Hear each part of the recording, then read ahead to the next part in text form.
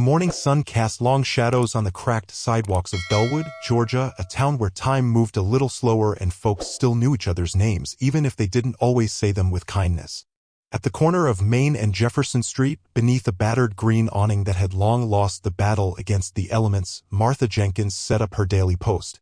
She was a slight figure, stooped from years of hard living, her cocoa-toned skin weathered but still vibrant. In her hand, she clutched a stack of bright lottery tickets, each fluttering slightly in the humid breeze. "Good mornin', sugar," she crooned to every passerby, her voice warm as fresh cornbread.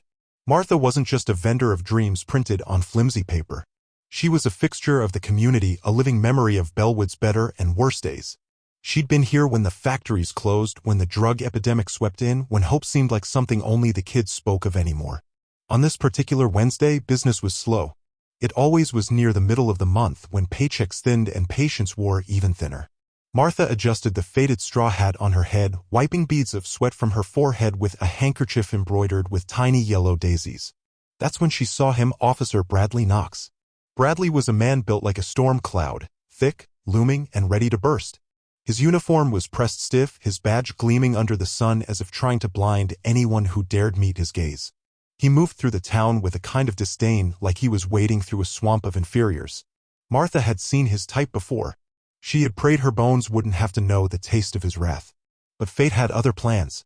Bradley stalked toward her, one hand hovering over the baton clip to his belt. His face was a mask of suspicion and poorly concealed hostility. "You got a permit for that?" he barked, gesturing at the ticket stand. Martha lifted her eyes slowly, feeling the weight of decades pressing into her joints. "Yes, sir, right here," she said, reaching into her worn canvas purse to retrieve a crumpled slip of paper. Bradley didn't wait. In a flash, he grabbed Martha's wrist with a roughness that made her drop her purse. Coins and a few folded bills spilled onto the concrete. "You selling drugs out here, huh?" he growled low so only she could hear. "You people always find a way." Martha's heart rattled against her ribs. She opened her mouth to protest, but before a word could escape, he slapped her open-palmed across the face. The sound cracked through the morning air like a gunshot. She stumbled backward, striking the corner of her stand. The tickets scattered around her like wounded butterflies. Across the street, Lily Carter, a college student home for the summer, froze mid-step. She had been sipping iced coffee, scrolling through her phone, when the slap tore her attention away. Without thinking, she pressed record. Bradley, oblivious or uncaring, continued his tirade, shoving Martha against the stand again, barking accusations about drugs and vagrancy. Martha clutched her side, her hat tumbling to the ground, revealing a shock of tightly curled gray hair. "Officer!" "She ain't done nothin'," a voice cried out from the gathering crowd. "Mind your damn business." Bradley snapped, spinning around. But it was too late. The damage was done. Phones were out. Eyes were wide. Martha, trembling but defiant, stared at him with something older than anger, something that reached back through generations of indignity and silent suffering. "I ain't no criminal," she whispered. Bradley snorted. "We'll see about that." Minutes later, a backup unit arrived, Officer Corey Barnes, a rookie still green behind the ears. Corey hesitated when he saw Martha, saw the bruising already darkening on her cheek. His gut twisted. This wasn't policing. This wasn't right. But Corey said nothing. His career was just beginning. Fear won out over conscience. Bradley issued a citation to Martha for obstruction and operating without a valid license, his pen carving cruelty onto the ticket pad. As the patrol cars pulled away, Martha gathered her scattered belongings in silence. Her hands shook, but her spirit remained unbroken. From the shadows, Lily sent the video to Twitter with a single caption. "This is Bellwood. This is America. Hashtag justice for Martha." It took exactly 17 minutes for the video to explode. Within an hour, it was retweeted by a civil rights activist with 2 million followers. By lunchtime, it was on the local news. By sunset, it had made national headlines. Meanwhile, across town, inside a modest brick home framed by sunflowers and a sagging porch swing, Calvin Jenkins stood staring at his phone, fists clenched so tight his knuckles blanched. He had been preparing for a different kind of first day, a quiet oath-taking ceremony, a few handshakes, maybe a congratulatory dinner with his mother. Now the world would meet him not through his own words, but through the violence visited upon the woman who had once worked 3 jobs to keep him in school. Calvin had fought his whole life to wear the badge the right way, to prove not just to others but to himself that justice could live within the system. And today, the system had slapped his mother across the face. He stared at his reflection in the cracked bathroom mirror, the weight of uniform and expectation pressing down on him. He knew Bellwood would soon know his name. But not like this. Not quietly. Not safely. It would be a reckoning. And so, as the sun set blood-red over Bellwood, Calvin Jenkins made a silent vow. He would not let this be swept under the rug. He would not let Officer Bradley Knox walk away from this. But he also knew painfully, intimately, that justice in America was never simple. It would come at a cost. One he was willing to pay. The morning after the video erupted online, Bellwood woke to a different kind of dawn, a town split between the familiar hum of routine and the low, thrumming tension of outrage. On every newsstand, the headlines screamed. Elderly woman assaulted by officer, viral video sparks outcry. Where is justice for Martha Jenkins? At City Hall, the mayor's office was already buzzing like a kicked hornet's nest. Mayor Susan Whitmore, a woman whose career was built on quiet handshakes and uncontroversial policies, found herself pinned under the relentless eye of national media. Panic tasted metallic on her tongue. In her hastily called emergency meeting with senior officials, she slammed her palm against the polished oak conference table. We have to get ahead of this. I want a statement drafted now. This officer must be placed on leave pending investigation. Across the table, interim police chief Harold McMillan shifted uncomfortably. Harold was old guard, a relic from an era when bruises on black bodies rarely raised eyebrows. To him, Officer Knox was a good cop having a bad day. But even Harold wasn't foolish enough to underestimate the power of a smartphone camera in 2025. Reluctantly, he picked up the phone and made the call. At the police station, Officer Knox sat rigid behind his desk, scrolling furiously through the flood of messages on his phone. Death threats. Memes mocking him. Calls for his firing and arrest. For the first time in his career, he tasted fear not from the people he policed, but from the system he thought would protect him. When Harold's call came, Bradley's face darkened.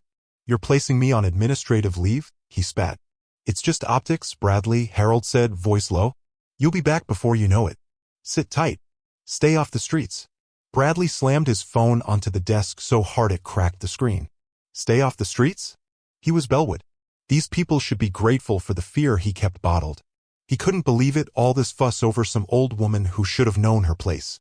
Meanwhile, at a modest press conference hastily assembled on the courthouse steps, Mayor Whitmore stood stiffly before a forest of microphones.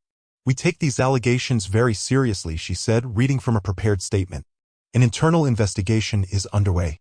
It was the same hollow phrase America had heard 1,000 times before. The crowd gathered on the courthouse lawn wasn't impressed. Their murmurs rose into open shouts. We saw what happened.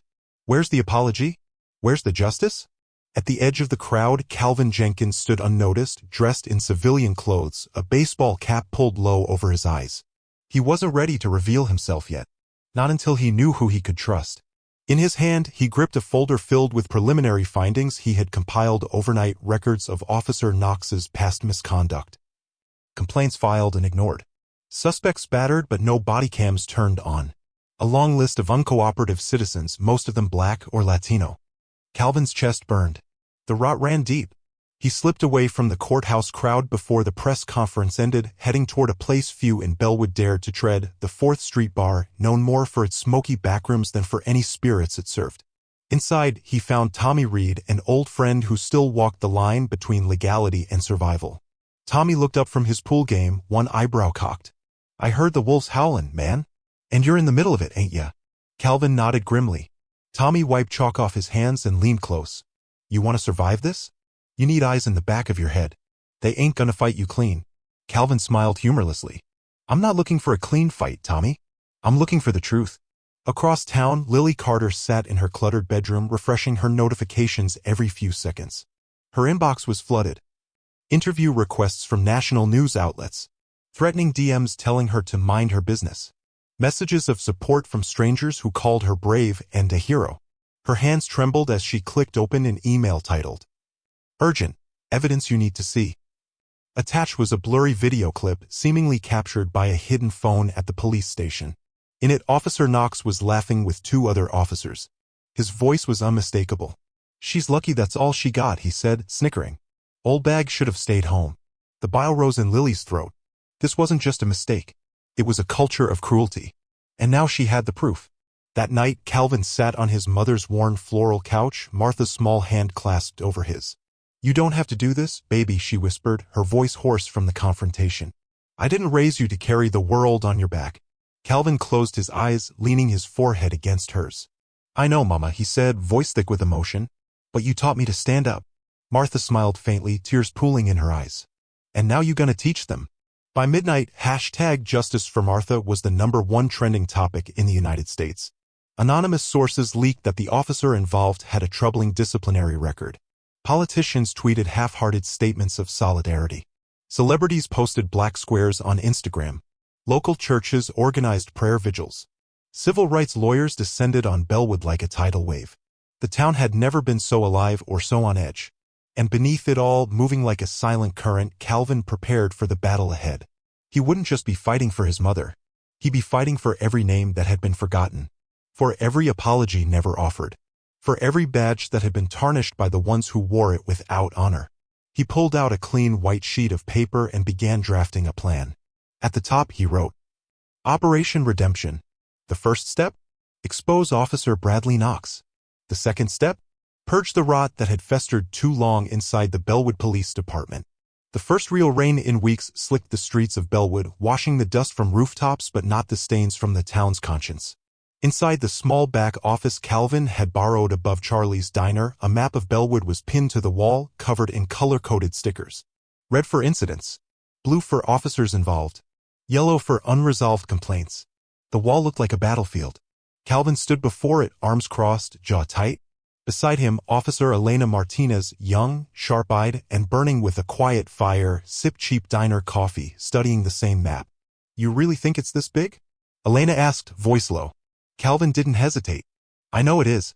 Over the last 3 days, working quietly in the shadows, Calvin had unearthed a devastating pattern. Officers like Knox had amassed complaint after complaint, always investigated, internally always cleared. Victims were mostly black, Latino, or poor. Evidence mysteriously disappeared. Witnesses recanted after routine visits from plainclothes officers. Calvin exhaled slowly. Bellwood's cancer wasn't a man. It was a machine. And it was bigger than he had feared. Elena leaned closer to the wall, tracing one red sticker near 4th and Adams Street. "This one here," she said, "Marcus Tillman, they said he resisted arrest. But there were no body cam recordings, no forensic evidence, and he ended up dead." Calvin nodded grimly. "They covered it up. Like they always do." His voice was steady, but inside, a war was raging. The badge he had worked so hard to earn, the symbol he had sworn to honor, had been weaponized against the very people it was meant to protect. Later that night, in a dimly lit bar on the edge of town, Calvin met with Detective Wesley Boone, an old-timer, once respected, now mostly forgotten. Boone was gray-haired and jaundiced, his loyalty to the badge eaten away by years of silent complicity. "You know," Boone rasped, swirling whiskey in a chipped glass, "I used to think keeping my mouth shut made me loyal. That I was protecting the force from the world." He laughed bitterly. "Turns out I was protecting the rot." Calvin leaned forward, lowering his voice. "I don't need ghosts, Boone. I need facts." Boone glanced around the empty bar, then slid a thick manila envelope across the table. Personnel files. Complaints. Internal memos. Stuff that never should have disappeared. He paused, fixing Calvin with a bloodshot gaze. "You gonna get yourself killed, son? Or worse?" Calvin tucked the envelope under his jacket. "Maybe. But if I don't, who will?" Boone just shook his head as if watching a man walk into a burning house. Meanwhile, back at the station, Officer Knox wasn't lying low like he was told. Fueled by rage and fear, he met with a tight circle of loyalists, officers who believed, like him, that Bellwood's problems were best solved with fists, not dialogue. They huddled in the locker room, speaking in low, urgent tones. "We need to shut this down," Knox hissed, "before he drags us all into the gutter." Officer Paul Henson, broad-shouldered and dull-eyed, grunted. "He's got the media. Got the mayor scared. You think we can stop that?" Knox's smile was wolfish. "Everyone's got skeletons. We just need to find his." A murmur of agreement passed among them. The hunt had begun, not for justice, but for survival. And Calvin Jenkins had just been marked as the enemy. 2 days later, Calvin sat in a borrowed church basement, sifting through the documents Boone had provided. Elena was across from him, flipping through files with growing horror. They reassigned witnesses. Buried evidence. Even doctored reports, she whispered. "Jesus, Calvin, this isn't negligence. It's organized." Calvin tapped a finger against a particular report, Marcus Tillman's death. It wasn't a case of resisting arrest. It was execution, sanitized for paperwork. He felt the sickness rise in him, but stronger than the nausea was resolve. We have to bring this to light, he said, voice like iron. But how? Elena asked. The department's protected. Internal affairs won't touch it without overwhelming proof. And if they smell us coming? Calvin's eyes hardened. Then we'll hit them where they can't hide, in the court of public opinion.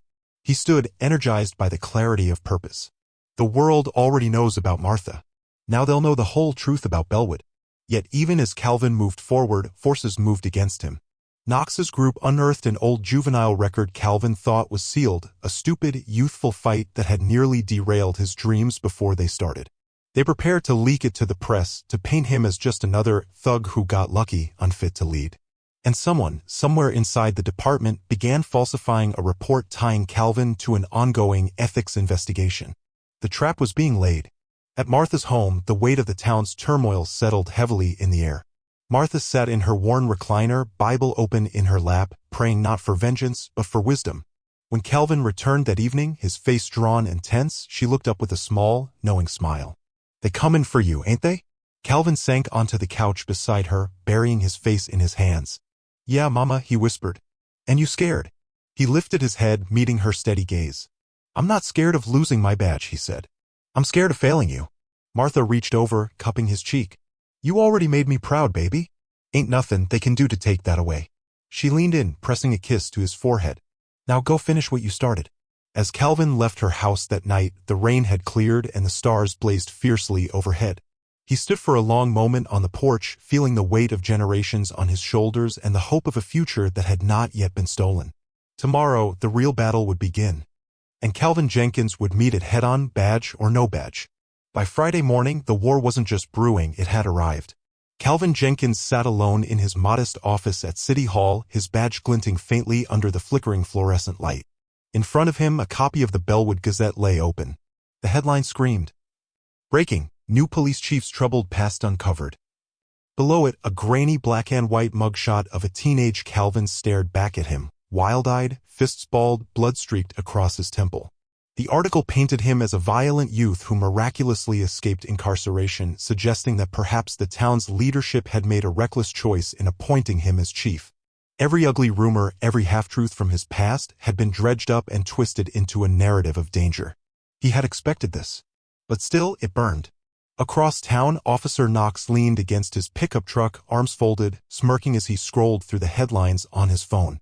Didn't take much, he said to Officer Henson, who stood nearby. People see what they want to see. He was right. The seeds of doubt were already sprouting. The mayor's office fielded angry calls. Local business owners questioned their support. In Bellwood, once you tarnished a man's name, cleaning it was next to impossible. Later that afternoon, Calvin met privately with Mayor Whitmore.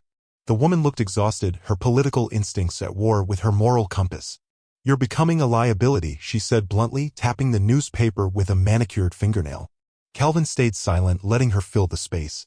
I'm getting pressure, serious pressure, to place you on administrative leave pending an investigation.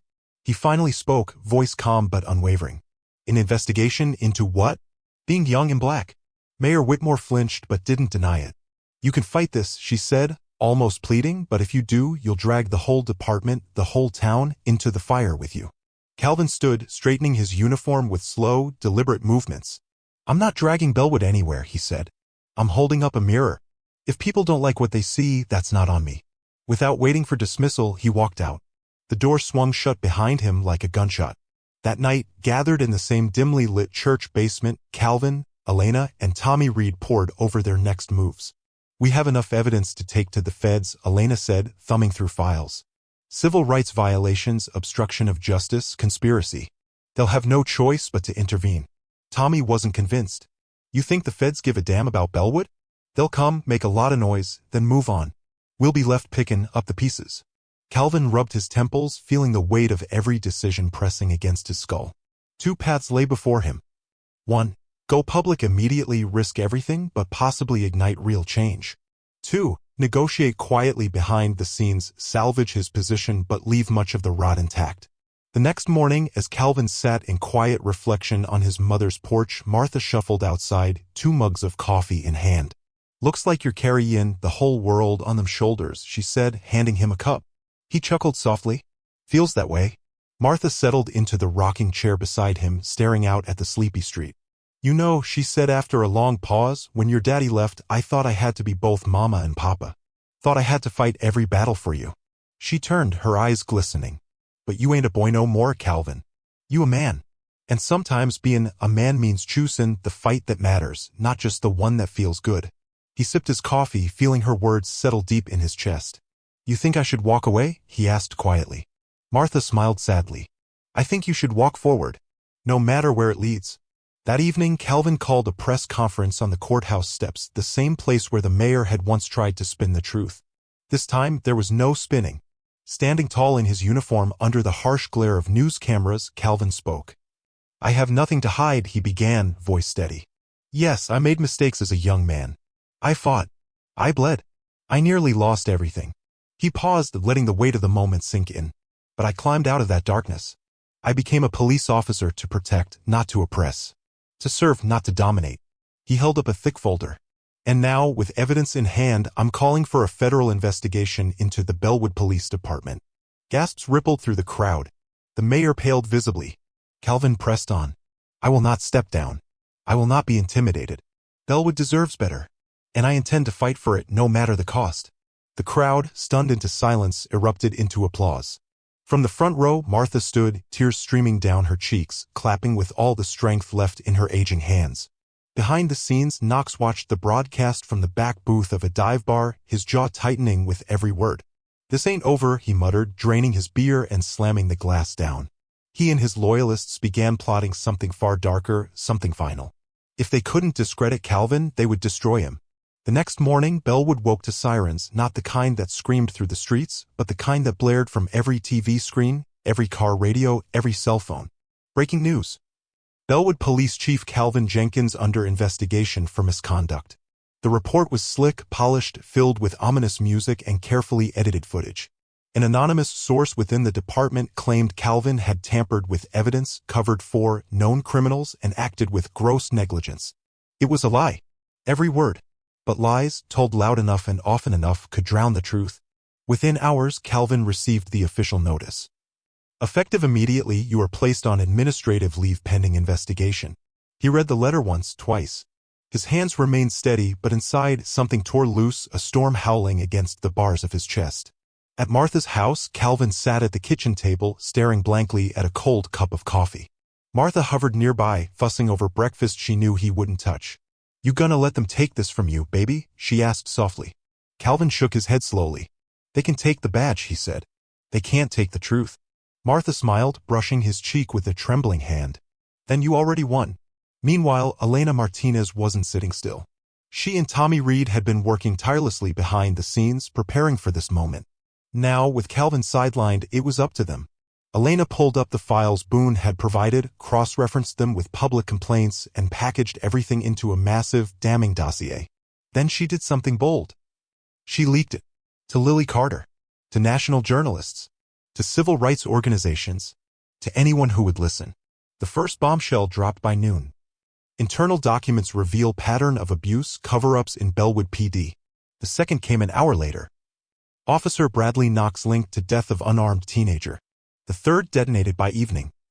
Calls grow for federal intervention in Bellwood. The public tide, once manipulated against Calvin, began to surge back. At City Hall, Mayor Whitmore paced furiously in her office. She had tried to control the narrative, tried to protect the town's image. But now the image was shattered and every shard pointed straight at her. Desperate, she convened an emergency council meeting, inviting local leaders, clergy, and even protest organizers. It didn't go as she hoped. Speaker after speaker rose to demand not only Knox's arrest, but a full federal probe into the entire department and a formal apology to Martha Jenkins. Mayor Whitmore, cornered and humiliated, had no choice. That night, she issued a public statement. We failed our citizens. We failed Martha Jenkins. We failed Calvin Jenkins. And we are sorry. Effective immediately, I am requesting federal assistance in investigating Bellwood Police Department. Across town, in a nondescript motel room where he had been hiding, Officer Bradley Knox watched the mayor's statement with a face carved from stone. He knew what came next. Indictments. Trials. Prison. Unless he ran. Unless he made one last move, desperate and reckless, to save himself. He stuffed a duffel bag with cash and spare clothes, checked the loaded pistol tucked into his waistband, and slipped out under cover of night. Meanwhile, in the heart of Bellwood, a candlelight vigil was held on the courthouse lawn. Hundreds gathered, old, young, black, white, faces lit by trembling flames and fierce determination. Calvin stood among them, no longer as a chief, but as a man, humbled, bruised, but unbroken. Martha squeezed his hand gently. "They see you now," she whispered. "Not what they tried to make you, but who you are." Tears blurred Calvin's vision, but he didn't look away. For the first time in weeks, he allowed himself to hope. But far from the soft glow of candles, in the darkened alleys of Bellwood, Officer Knox moved like a wounded predator, cornered, feral, and deadly. He wasn't done. Not yet. The dawn broke gray and uneasy over Bellwood. For the first time in weeks, the town didn't wake to headlines or hashtags. It woke to silence, the kind that crackled before a storm. Officer Bradley Knox was missing, and everyone, from the mayor to the last clerk at the gas station, knew that a wounded animal was far more dangerous than a proud one. At the temporary command center set up inside City Hall, Calvin Jenkins, still unofficially sidelined but now undeniably the soul of the movement, stood over a city map with Officer Elena Martinez and Sheriff Deputy Marcus Green. "He's still in town," Calvin said, voice steady. "He's too proud to run far." Elena tapped the map near an abandoned industrial site on the south edge. Security cameras caught a pickup matching his leaving town late last night, but no footage of it crossing the county line.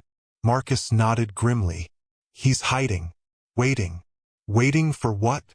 Elena asked. Calvin didn't hesitate. "For me." Across town, inside a gutted old textile mill, Knox crouched near a broken window, pistol resting on his thigh. Sweat dripped from his brow despite the chill. He wasn't thinking clearly anymore. The uniform he once wore felt a lifetime away. All he had left was rage, hot, blinding, all-consuming rage, and one goal. If he was going down, he was taking Calvin Jenkins with him. By noon, the town buzzed with sightings. Knox's truck had been spotted near the river. A store clerk remembered a man matching his description buying water and ammunition. A farmer swore he heard gunshots from the abandoned mill. Calvin had a choice: let the SWAT team move in, risking a bloody shootout, or end it himself.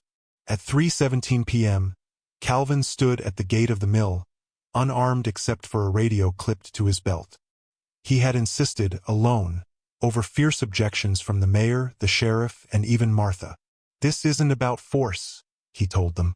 "This is about ending it right." The rusty gate groaned as he pushed through, boots crunching over broken glass. Inside, dust motes danced in the slanting afternoon light. Every sound, every breath, echoed like gunfire. "Bradley," Calvin called out, voice echoing. "You don't have to do this." Silence. Then, from the shadows, Knox's voice, cracked and ragged. "You think you're better than me?" Calvin stepped carefully into the open, hands raised. "No. I think we were both supposed to be better." A figure shifted in the gloom, pistol raised, trembling. "You took everything from me," Knox roared. Calvin's heart hammered, but his voice stayed calm. "You did that to yourself. But it's not too late to stop it from getting worse." For a moment, just a moment, Calvin thought he saw something human flicker in Knox's eyes. But then a flash of metal. The pistol swung up. A snarl tore from Knox's throat as he squeezed the trigger. The shot cracked through the mill. But it wasn't Calvin who fell.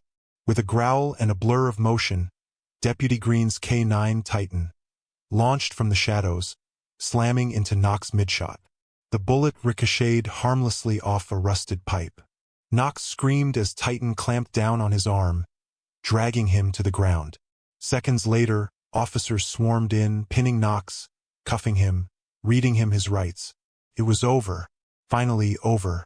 That night, Bellwood gathered again on the courthouse lawn, this time not for a vigil, but for a beginning. Mayor Whitmore, humbled and chastened, stood before the crowd. She publicly apologized to Martha Jenkins, to Calvin, to the entire town. She announced sweeping reforms. Body cameras mandatory. an independent civilian review board, a commitment to rebuild Bellwood's faith in its protectors. And then, turning to Calvin, standing tall in his dress uniform, reinstated by unanimous vote, she said, "Chief Jenkins, will you lead us into this new chapter?" Calvin stepped forward, microphone in hand. For a moment he said nothing, letting the weight of the moment settle. He looked at the crowd. Faces young and old, black and white, strangers and friends. He thought of his mother, standing proudly in the front row, her hands clasped tight. He thought of every sacrifice, every scar. And then he spoke, voice strong and clear. "I don't promise to be perfect. I don't promise to fix everything overnight. But I do promise this. We will build a Bellwood where everyone matters. Where justice isn't a privilege, but a right." The cheers rolled like thunder across the courthouse lawn. Later, as the celebrations carried into the night, Calvin stood on the courthouse steps, looking up at the stars. Martha came up beside him, slipping her hand into his. "You done good, baby," she whispered. Calvin smiled, blinking back tears. "So did you, Mama." They stood together in the soft Georgia night, the town alive around them, the future crackling with possibility. Bellwood wasn't healed yet, but it had begun. And sometimes a beginning was enough. True leadership is not about power or fear, but about integrity, courage, and standing up for justice even when the world tries to silence you. Change begins when one person dares to face corruption with truth and compassion. If this story moved you, don't forget to like, share, and subscribe. Your support helps us tell more stories that inspire justice, courage, and hope. Together, we can shine a light on the truth.